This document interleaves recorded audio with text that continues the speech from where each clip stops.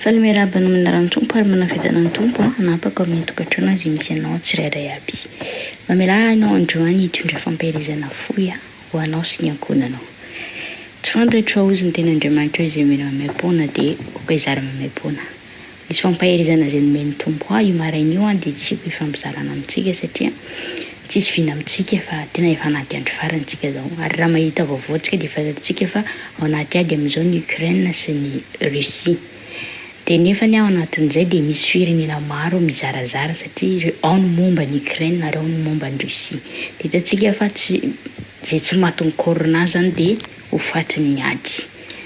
Dia tsisy fanahafana, tsisy atsika atao fotsiny, tsisy atsika atao tsony za zany tsy afaka hiteny anao na ampahery anao hoe mahereza fa iova ny toedrarà ao ny trina kely ao. Fa tsika efa anaty vanim-potoana farany ary efa tena atolotry ny azo ny famaky, efa tena atolotry ny fifarany zavatra rehetra. Tsy afaka hitondra fampiherezana ka hiteny anao hoe rapitso hijanona ny corona, rapitso hitsahatra ny ady. Hoy aminao hoe ny corona tsy ala intsony ny ady efa manomboka firenena iady amin'ny firenena. Zay tsy maty ny corona maty ny ady, tsy maty ny ady maty ny mosary. Efa makany amin'ny fahasimbany tanteraka izao tontolo izao ary tsy misy azoko sy azonao atao intsony afa-tsy ny mametraka ny fiainam-panahinao amin'Andriamanitra izy. Tsisy vahaolana azo atao intsony. Fa na iza nampy na iza omban'iza, na iza angalan'iza dia tsy misy vahaolana intsony fa fotoana izao tena hoe sainana ny any ambony fa tsy ny any ambany, tsy ny ety ambany intsony. Dia fampiherezana foy entiko aminao ary mamela anao manga ny tokantrano misy anao amin'izao androany izao ary raha mahasoa anao dia aza misalasala ihany koa mizara an'izany amin'ny hafa mba hananan'ny hafa fanantenana ny amin'ny farany satria tsy ety amin'ity zao tontolo izao ity mihitsy no ametrahana Andriamanitra ny fiadanany sy ny fahasambarana ao antsika fa any am-paradisa dia any an-danitrany. Dia raha hivavaka tsika raha ny amelohan'ny hitondrako an'izay fampiherezana fo izay amintsika. Andriamanitra ray ilay misaotra anao tokoa satria mbola hoe tombony ho anay tokoa mbola ahafahanay fampizara sy ny fampahery amin'ny alalan'ny tenao amin'izao fotoana izao. Misaotra anao satria fantatray fa hainao mihitsy ny te hampahery anay androany. Satria tsy takatsy ny herinay ny tsy fantatray izay tena hoe fampaherezana hoentinay amin'ny fampahery fa hainao no manindry lelanay, hainao no bitsika aminay ary hainao nefa nampahery anay mba hahafahanay koa mampahery ny hafa. Dia teninao izay fampizarana sy fampaherezana tompo dia tenindray amin'ny lelako tsy hanambara fa tsy ny sitraponao ary sokafo ny fonay mba tena ho talona ka anirinzany teninao zany ka tsy verina mainany aminao ny teninao raha tsy efa matanteraka misy ao izay nampanaovanao azy. Dia mitenena tahaka ny fombanao Jesosy Kristy voninkaina anao izay mpianatra ao manaiko disponible tanteraka fa namasina ka mesafina anao. Raha misy kosa zavatra tokony fonako aminao nefa tsy takatry ny saiko dia mamindra avoamiko anao mamela neliko masina raha hiteny ary mba tsy hanatsiny raha natsika eo anatrehanao ka mitenena tahaka ny fombanao fa menanao izay sandrikelinao. Rabavaka izany so ny avy na amenaranao tompo sy mpanjaka ny mpanjaka Jesosy Kristy tomponay eo. Amen. Iaraka ny falazaiko tamintsika teo dia hoe fampiherezana foy mety koa atsika dia izany fampiherezana izany dia hitantsika ao amin'ny salamo tena tiany dia efa diso etsika loatra nefa misy fotoana koa ampiarana dia misy fotoana inoana ary misy fotoana ianarana. Dia tena Andriamanitra ao amin'ny salamo faraky amin'ny 90 no iarahantsika mifampahery androany dia raisitsika amin'ny 440 ka hatramin'ny 440 farany. Salamo faraky amin'ny 90 raisiny amin'ny 440 ka hatramin'ny 440 farany izay vakito izao minaran'ny tompo. Satria izao no niereketany fitiavany dia hamonjy azy aho, anandratra azy ho amin'ny avo aho satria mahalala ny anarako izy, hiantsoa izy dia hamaly azy aho, eo aminy raha ora izy, hamonjy sy hanome voninahitra azy aho, hovokisako fa ela velona izy ary asehoko azy ny famonjeko. Ray masonao manamasinana ny fahamarinana fa ny teny ho fahamarinana. Amen. Izany tenin'Andriamanitra no tiako hoe fampaherezantsika amin'ity andro an'ity. Hoy amantsy anao teny am-piandohana hoe tsisy intsony ny fanafany ary tsisy azo atao intsony. Raha filaminana no tadavinao manomboka izao tsisy intsony. Tsy ny any ampitan-dranomasina anaty ady ihany fa hitantsika ny zava-mitranga ny Madagasikara fa tena miarombotra ny olona raha retsaka peratra kely amin'ny tanana dia havitana amina olona moto angalarina dia havitana andatrahana ain'olona nefa ohatrinona moa vidina moto anankiray dia asolo ain'olona ve izany zavatra rehetra ny kavina volamena peratra izany ve ny andatrahana ho ain'olona. Fihinana kely tsisy ray segondra tsisy 10 minitra ave no animbanao fiainana zaza mandritra ny androm-piainana izay tokony omen'Andriamanitra azy, anolanana zaza, anaovana herisetra sy ny sisa sy ny zavatra rehetra izany tsy takatry ny saintsika, tsisy azontsika atao. Fa ny ten'Andriamanitra eto manome toky antsika hoe satria izaho no iraiketan'ny fitiavany dia hamonjy azy. Ny zavatra tiako hotsapanao amin'ity androany ity dia izao hoe manoloana an'izay herisetra bibiana ady mety hitranga izay araka ny efa nolazaiko anao hoe tsisy fiafarany intsony io tsisy fitsarany intsony io. Za tsy afaka andaiga mihitsy teny ianao hoe ain'Andriamanitra tao ny zavatra rehetra dia hijanona ny korona, tsisy intsony izay voasoratra dia voasoratra. Za koa tsy afaka hiteny ianao hoe ain'Andriamanitra tao ny zavatra rehetra iraviny ho ady any Rosia sy any Ukraine io ilamo. Tena hoe izao tontolo izao mihitsy ny mikorotana ary tsy ho ela dia hipita aty amintsika ty Afrika io aza mieritreritsika hoe andry vao mivato satria hoe any Europe io ianao tsy ho ela dia efa ho avy koa ny engagement hoe ilaina ny Afrika mirotsaka amin'izany ady izany sy ny sisa dia ho tafiditra amin'izay tsika ary tsy misy azontsika atao. Fa hozy amantsy ianao hoe ten'Andriamanitra ny hoe nivakitsika tao dia efa tena manambara an'izany mihitsy ny hoe satria izany raiketan'ny fitiavany. Dia miresaka manokana aminao mikasika an'izay fitiavana izay satria indraindray mantsy ny fitiavana fantatsika dia ilay fitiavan'olon-droa. Izany efa te hiteny ianao hoe ao anatin'ilay finoana fanantenana fitiavana hozy dia ny fitiavana lehibe indrindra. Ianao nefa tsy afaka ino raha tsy ao anatinao ny fitiavana, tsy afaka anantena koa ianao raha tsy misy finoana ao anatinao. Ireo anankitelo ireo tsy mety raha tsy miaraka vao mahavokatra, kanefa ny fitiavana hozy lehibe indrindra. Misy ten'Andriamanitra no milaza hoe tsika ty satria izy no efa tiantsika taloha. Indraindray tokoa dia avelantsika mitoro fitiavana rery amin'ny tenany Andriamanitra. Toy izao nitiavan'Andriamanitra n'izao tontolo izao nomeny ny zanan'ilay tokana. Fitiavana mandrakizay no hitiavako anao. Izany no paharetako famonjam-po aminao. Alaivo sary an-tsaina raha olona roa mifankatia. Ilay lehilahy tena tia mafy amin'ilay vehivavy. Ilay vehivavy nefa tia an'ilay lehilahy noho ny arenany, noho ny volany, noho ny tombotsoa azony. Dia rahany ka raha vao tsy manome azy an'izay ilainy dia ialany. Indraindray dia ataontsika filandra tsy mahita tokoa Andriamanitra. Ataontsika filandra tsy mahita Andriamanitra hoe za zao marary dia mangataka amin'ny tompo voasitrana dia iny efa lasa. Za zao mahantra dia mangataka amin'ny tompo manan-karena dia adreniko Andriamanitra. Tena hoe indraindray ataontsika an'izay. Fa rehefa tena ilay fitiavana ny olona atao hoe mifankatia dia tena hoe misy fitiavana mifamaly ao anatiny ao. Za tia, ianao koa tia.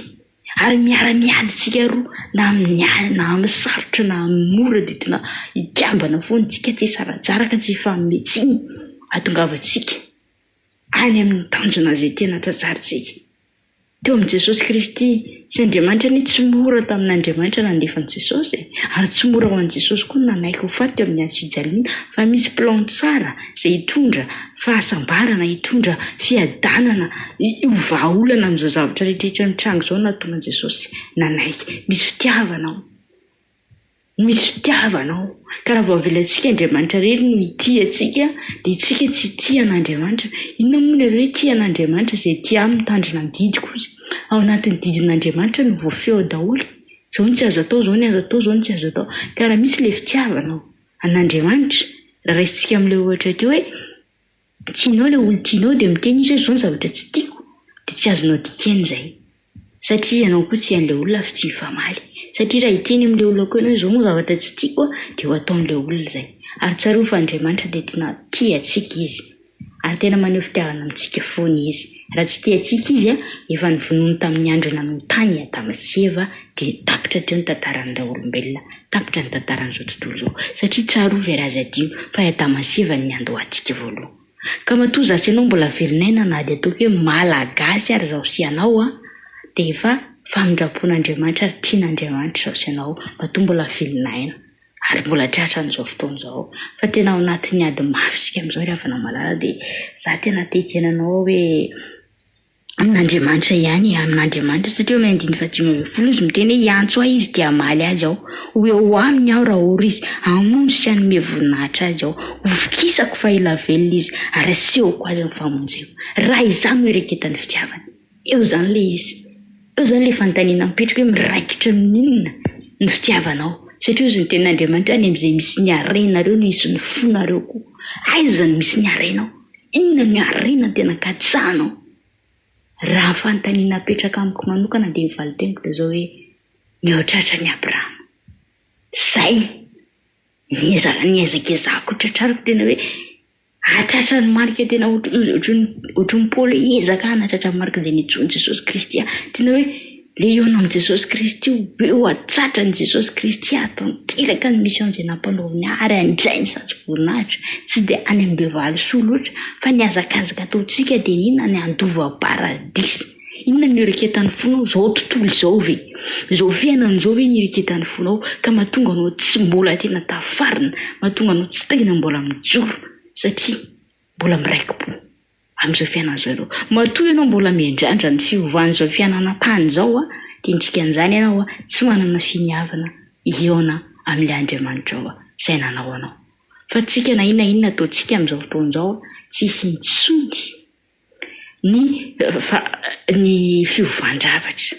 Ny corona tsy janona intsony na firy taona fa nietsy lasa, nietsy lasa vaksiny azao indray zao dia mivoaka ny lalàna fa mivoaka indray vaksiny fa ny telo ny booster rehefa kelikely indray koa misy tsy hay intsony inona ny aorianan'ilay booster indray rehefa avy eo dia tsy hay intsony inona daholo ireny injection ireny.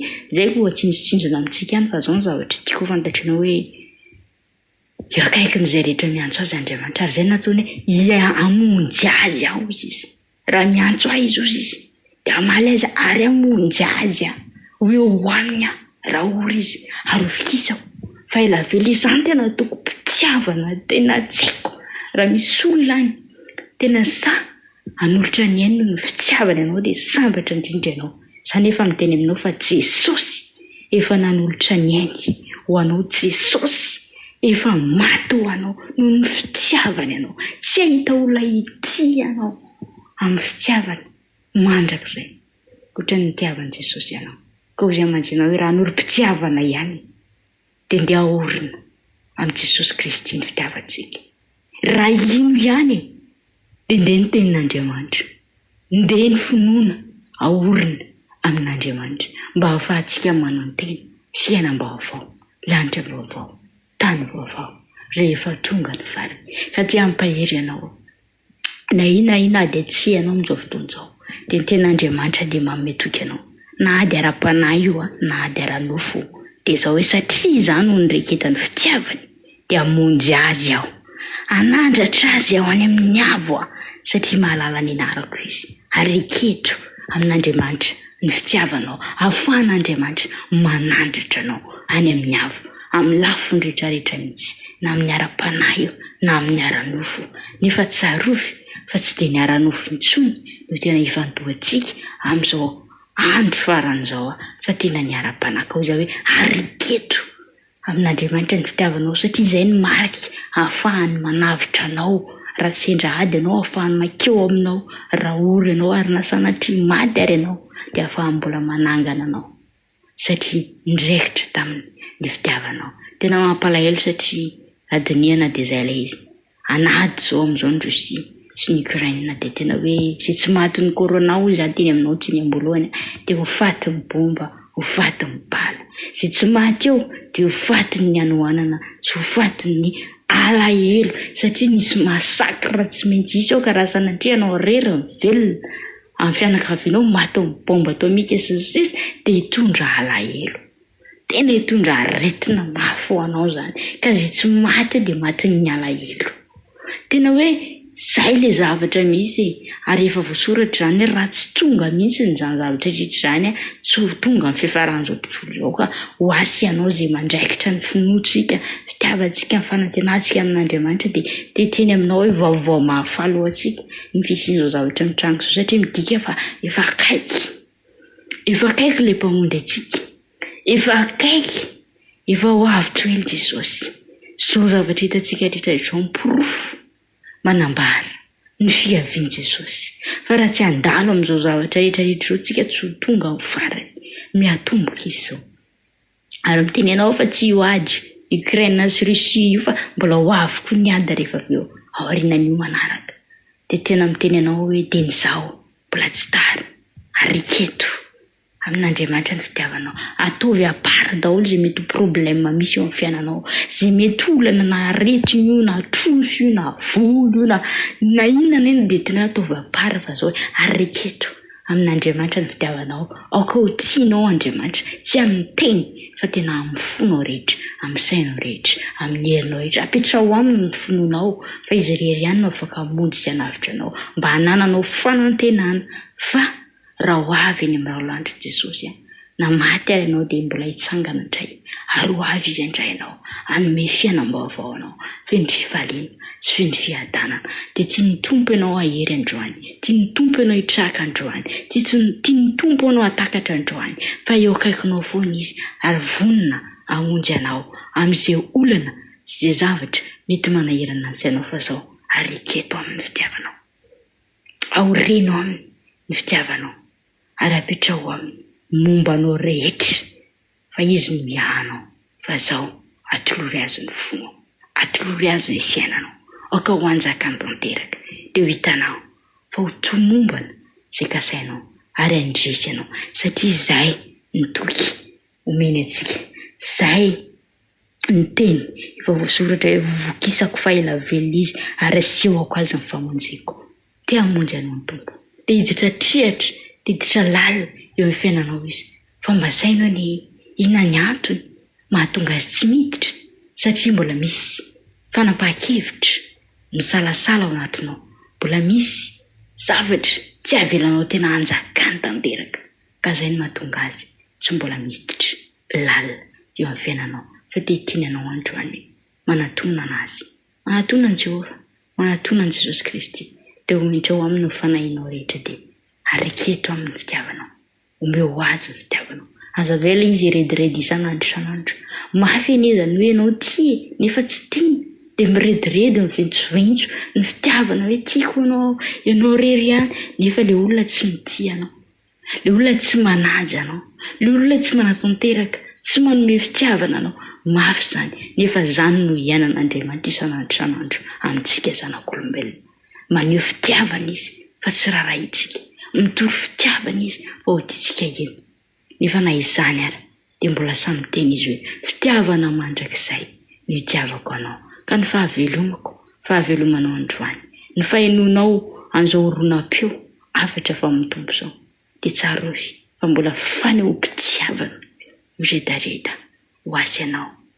Tsy ny tompontsika ka andao tao tena hoe tia azy ihany koa tsika, tsy ho amin'ny teny na ho amin'ny filan-javatra, fa tena ho tiavintsika izy hamomba antsika rehetra. Dia mampahery anao amin'ny anaran'ny tompo, aza ketraka, aza kivy, fa hitan'ny tompo ny ady atrehanao ary fantatry ny tompo ny zavatra manahirana anao, fa miandrinao fotsiny izy hiantso azy, satria izay le amin'ny andininy fa 5 hoe hiantso ahy izy dia hamaly azy aho, ho aminy aho raha ory izy hamonjy sy hanome voninahitra azy aho. Andray mamy izany ten'Andriamanitra izany, mitoko-pitiavana. Dia tian'Andriamanitra ho raisinao amin'ity androany ity, ho saintsainanao ary iainanao. Ka noho izany aza mangataka-andro, atolory azy ny fiainanao, anio dia anio, hatsoa izy anio dia anio, fa hamaly anao. Dia mampahery anao indrindra ny anaran'ny tompo. Voninahitra ao an'Andriamanitra rery ihany, fa mifampaherezana dia ho amiko sy aminao. Tompo malala misaotra anao amin'izany antso-pitiavana, toko-pitiavana izay nasainao anay androany indray. Hitanao tokoa fa tena anatin'ny ankiviana izay amin'izao fotoan'izao, anatin'ny fitaintainana, anatin'ny olana maro isan-karazany, nefa dia nomenao tokon-dray, nampaherezanao indray, nomenao hery indray Jesosy malala, hoe tsy nay mitraka sy manatotosa azay adika aman'andraikitra izay apetrako eo aminay, na dia mafy aminay ary izany. Dia misaotra Jesosy fa tsapanay tokoa izany fitiavanao izany. Eny fa na dia indrindray izay miseho mampifilafilanao na manao anao ambanin-javatra dia tena hitanay hoe tianao izay ary tsy fonao. Misaotra Jesosy malala noho amin'izany. Atolotra anao kosa ny fiainana hiandraka ao tanteraka ary ataovy arak'izay tianao atao aminay, fa anaiky izahay. Dia ny voninahitra Jesosy omenay anao rery dia efatra amin'ny taloha indrindra, saketra ny ary mandrakizay. Misaotra Jesosy malala. Amen. Mampahery anao indrindra amin'ny anaran'ny tompo, pahiny ny tompo indrindra anao.